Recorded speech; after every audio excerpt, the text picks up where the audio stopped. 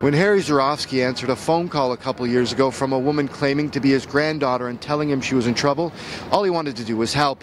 The 94-year-old had no idea that he was about to become one of the many Canadian seniors who are victimized in frauds every year. I received a phone call, and the usual I answered, hello, and there was a young voice on the phone speaking fast. I didn't even follow what she was saying. And I say, hold it. Who are you? Who am I talking to? She says, oh, you don't recognize your own granddaughter no more. I say, Jody? She says, yeah, it's Jody. And she started to talk to me. She says, you know, I'm in Montreal. I rented a car and got into an accident, and I need $4,200. So I just took it as what it sounded. I said, okay, where are you? Are you close to a bank, or which bank are you? I'll transfer to you the $4,200. She says, no, I would rather you take cash and go to Western Union.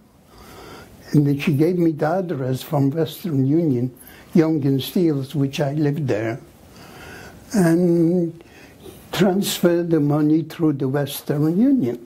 Okay. And she says, by the way, do you still remember how to spell my name? I say, of course, J-O-D-I-E, Jody.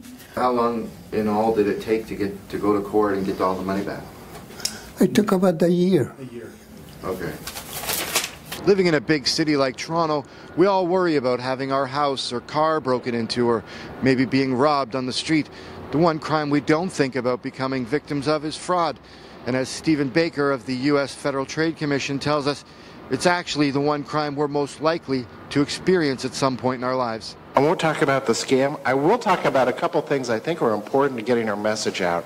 I think one of our troubles in educating consumers about these scams is that people have some wrong ideas floating around in their heads. First of all, they think fraud is rare, they think it only happens to dumb people, and they think, I can tell, it would never happen to me. And all those are so false. This really is all over the place. There really is a massive problem hitting tons of people. They forget, and the people that do this are good at it. You forget that con man is short for confidence man. What they're doing is gaining your trust. The word trust was used before, and it really does fit. The best way to avoid being scammed is to educate yourself, preferably before you've been victimized by a fraud. For the Toronto Sun, I'm Chris Doucette.